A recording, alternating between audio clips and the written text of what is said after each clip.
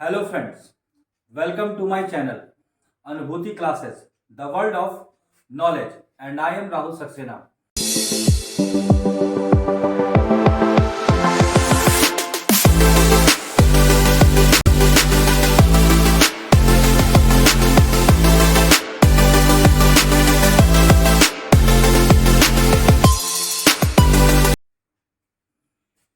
Students, अब मैं आपको काइंड्स ऑफ कंपनीज बताने जा रहा हूँ। अब हमारा जो टॉपिक है आपका वो है काइंड्स ऑफ कंपनीज।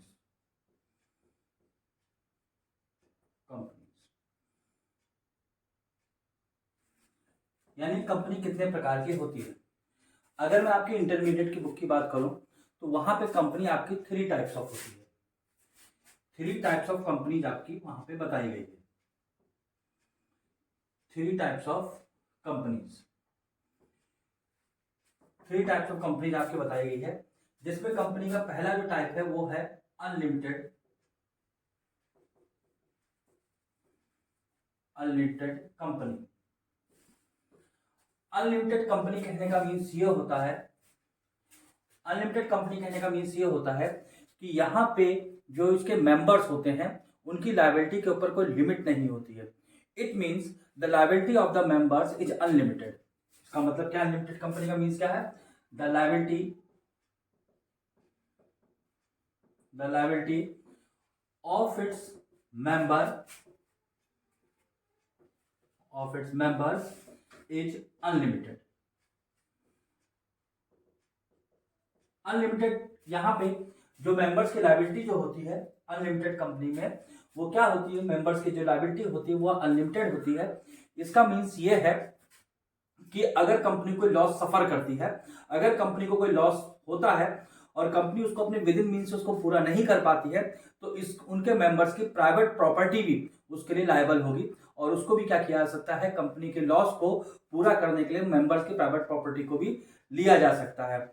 एक बात और खास मैं आपको बताऊं कि इंडियन कंपनीज एक्ट 2013 में इस तरह की जो कंपनी है वो परमिसेबल है, यानी कि उसको बनाया जा सकता है। लेकिन इंडिया में इस तरह की कंपनी नहीं बनाई जाती है क्योंकि उसमें क्या, उसमें हैवी रिस्क जो है वो इन्वॉल्व रहता है। इस कारण से अनलिमिटेड कंपनी आपको भारत में देखने के लिए नहीं मिलेगी। अब यहाँ पे मेरी जो दूसरी टाइप ऑफ कंपनी होती है वो होती है company limited by guarantee. Company limited by guarantee, अब ये दूसरे टाइप ऑफ कंपनी है। इस तरह की कंपनी वो कंपनीज होती हैं जहां पे उसके मेंबर्स की लायबिलिटी जो है, जहां पे उनके मेंबर्स की जो लायबिलिटी जो है वो उनके द्वारा दी गई गारंटी तक का लिमिट रहती है।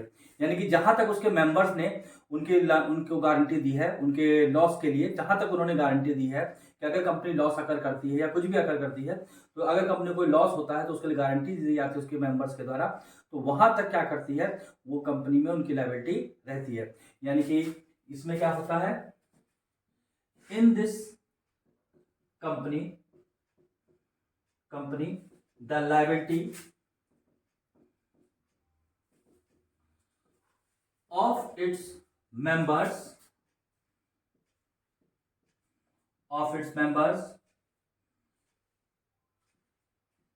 remains to the extent of their guarantee। यानी कि जहां तक उन्होंने गारंटी दी है वहां तक की उनकी लायबिलिटी रहती है। अब तीसरी टाइप ऑफ कंपनी जो है सबसे ज्यादा आपको देखने को मिलेगी वो होती है company limited by shares. Company limited by shares, ये कंपनी जो है आपको सबसे ज्यादा देखने को मिलेगी पूरे वर्ल्ड ओवर। इस तरह की कंपनी आपको सबसे ज्यादा देखने को मिलेगी। ये कंपनी किस तरह की कंपनी होती है? इस तरह की कंपनी में क्या होता है कि जो उसके मेंबर्स होते हैं उनकी लायबिलिटी वहां तक होती है जहां तक वो शेयर दिए होते हैं, और शेयर की जो नॉमिनल वैल्यू होती है, शेयर की नॉमिनल वैल्यू तक उनके मेंबर्स की गारंटी क्या होती है, उनके मेंबर्स की लायबिलिटी क्या होती है, वो रहती है। यानी कहने का मतलब यह है कि in this company the liability of its members remains to the extent of the nominal value of their shares taken by them। यानी कि जहां तक उन्होंने शेयर दिया है वहां तक का जितना भी पैसा उनके लिए है, उस शेयर की जितनी भी वैल्यू है, उसकी जितनी भी नॉमिनल वैल्यू, वहां तक का उनके मेंबर्स के लिए क्या होती है, उनकी लायबिलिटी रहती है। कहने का मतलब यह है कि मान लीजिए किसी शेयर होल्डर ने 20,000 रुपए के शेयर लिए हैं, अगर वो अपने 20,000 रुपए उस शेयर के ऊपर पहले ही कंपनी को पेमेंट कर चुका है, अब वो कुछ भी देने के लिए कंपनी के लिए लायबल नहीं है। लेकिन अगर मान लीजिए उसने 20,000 रुपीज के शेयर दिए हैं और उसके ऊपर वो 15,000 वो ऑलरेडी पेमेंट कर चुका है, तो अब वो लायबल है बचे हुए केवल 5,000 रुपए के लिए। तो इस तरीके से क्या होती है कंपनी, 3 टाइप्स ऑफ कंपनी होती है। एक होती है अनलिमिटेड कंपनी, दूसरी होती है कंपनी लिमिटेड बाय गारंटी, और तीसरी होती है कंपनी लिमिटेड बाय शेयर्स। अब यहाँ पे खास बात ये जानने की है, जो कंपनी लिमिटेड बाय शेयर जो होती है ये 2 तरह की होती है, जो कि मैंने आपको बताया था। एक होती है प्राइवेट कंपनी, एक होती है पब्लिक कंपनी, और एक तीसरे टाइप की कंपनी भी होती है जो कि आजकल आपको देखने को मिलेगी, वो होती है ओपीसी, यानी कि 1 पर्सन कंपनी। ये भी आपको अब अक्सर देखने को मिलेगी। अब यहाँ पे 3 तरह की कंपनी होती है, प्राइवेट कंपनी होती है, पब्लिक कंपनी होती है, और 1 पर्सन कंपनी होती है। अब हम इनको डिस्कस करेंगे, प्राइवेट कंपनी क्या होती है, पब्लिक कंपनी क्या होती है, और 1 पर्सन कंपनी क्या होती है।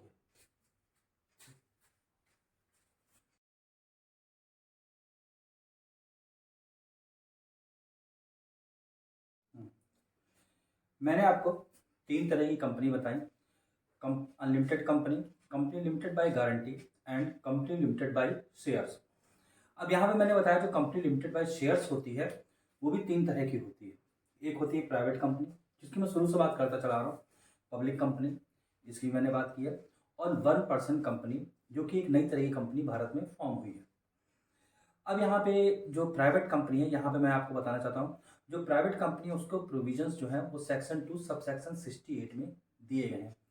इसको नोट कीजिएगा, ये पॉइंट आपके लिए इंपॉर्टेंट है।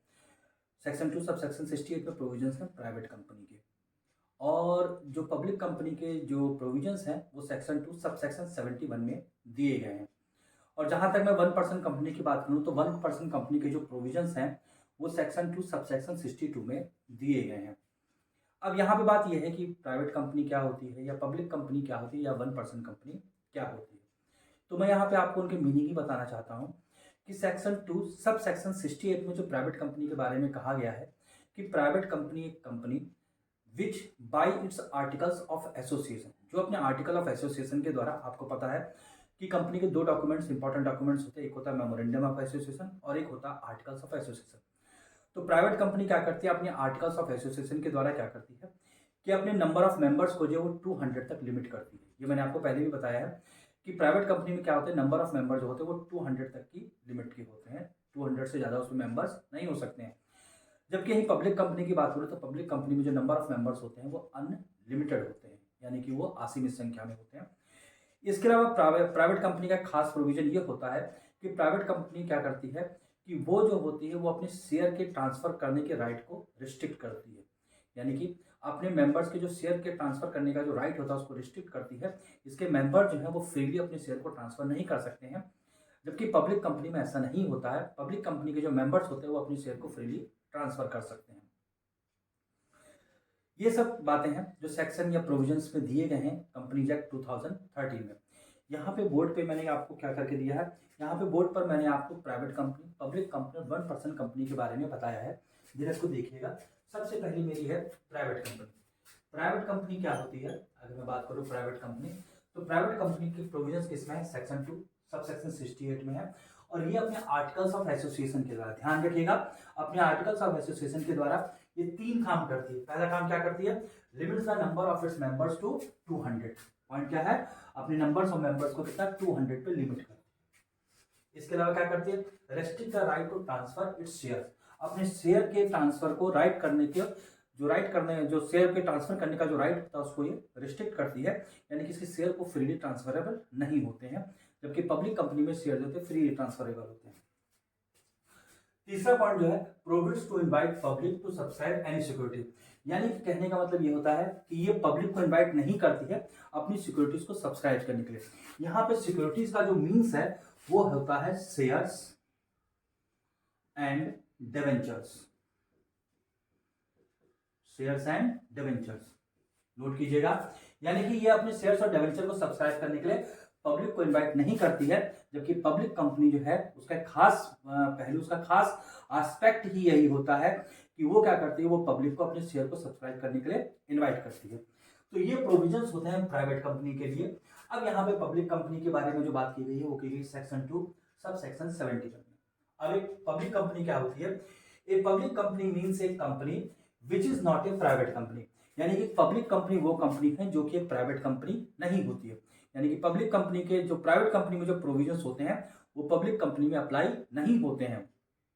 पब्लिक कंपनी प्राइवेट कंपनी से ह्यूज कंपनी होती है, जैसे कि आप कई सारी गवर्नमेंट कंपनीज देखते हैं, ये पब्लिक कंपनीज ही होती हैं जिसमें गवर्नमेंट का एक बड़ा हिस्सा होता है और बाकी सारे शेयर वो क्या करते हैं, वो इन्वाइट करते हैं पब्लिक को कि उनके शेयर्स को सब्सक्राइब किया जाए। तो इस तरीके से क्या होता है, ये पब्लिक कंपनी होती है।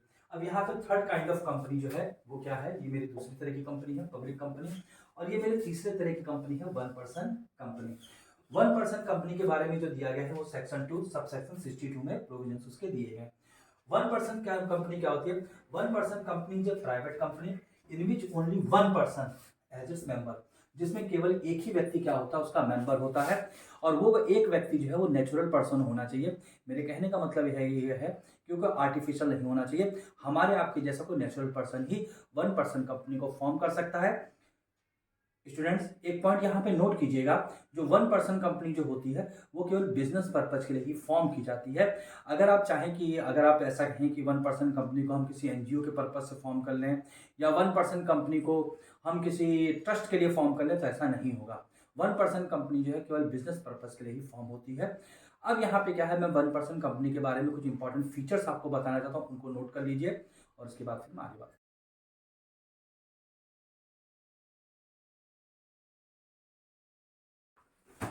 यहाँ पे मैं आपको वन पर्सन कंपनी के बारे में कुछ इंपॉर्टेंट पॉइंट्स बताने जा रहा हूँ जो आपके एग्जाम के पर्पज से इंपॉर्टेंट हो सकते हैं।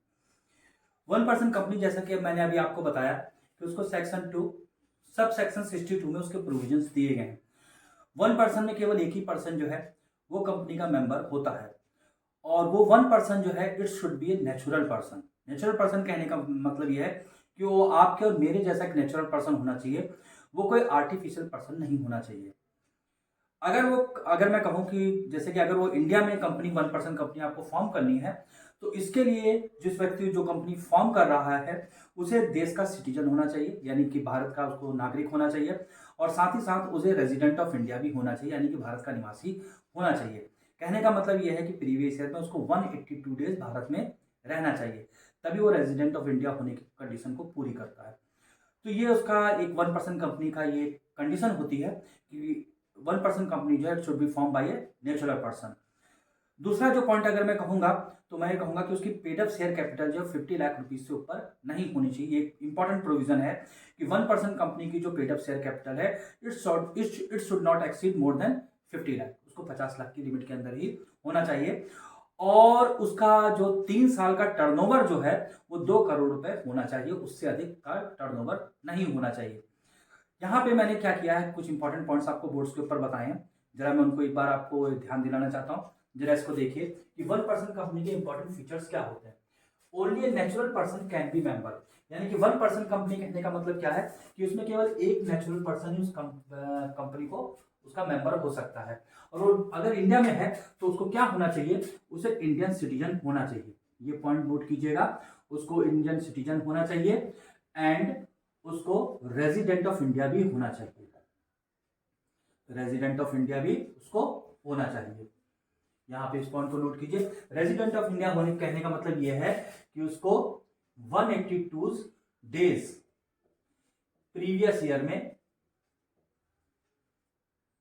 प्रीवियस ईयर में भारत में उसको रहना चाहिए।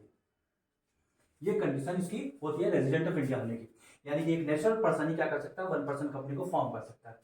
अगर मैं इसका दूसरा पॉइंट कहूं कि 1% कैन फॉर्म ओनली 1 ओपीसी, यानी कि अगर एक व्यक्ति एक ही ओपीसी को फॉर्म कर सकता है, एक नेचुरल पर्सन केवल एक ही ओपीसी को फॉर्म कर सकता है। अगर आप कहें कि एक से ज्यादा कंपनी को फॉर्म कर सकता है तो ऐसा नहीं होगा।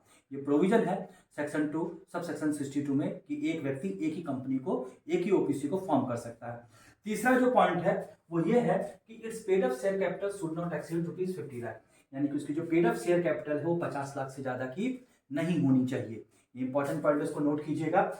अगला है इट्स एवरेज एनुअल टर्नओवर, उसका एनुअल टर्नओवर जो है वो 3 साल का, यहां पे इस पॉइंट को नोट कीजिए, 3 साल का should not exceed ₹2 crore, 2 crore से ज्यादा का नहीं होना चाहिए। तो ये 4 कंडीशंस दी गई हैं किसके लिए, ओपीसी को फॉर्म करने के लिए। ओपीसी के प्रोविजन के बारे में 4 कंडीशंस दी गई हैं जिसके द्वारा क्या कर सकते हैं, आप भारत में ओपीसी कंपनी को फॉर्म कर सकते हैं।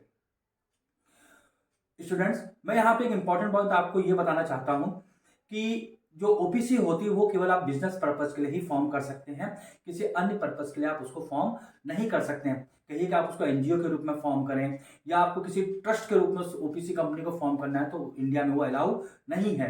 तो 1% कंपनी जो है वो क्या है, वो केवल बिजनेस पर्पज के लिए ही फॉर्म हो सकती है।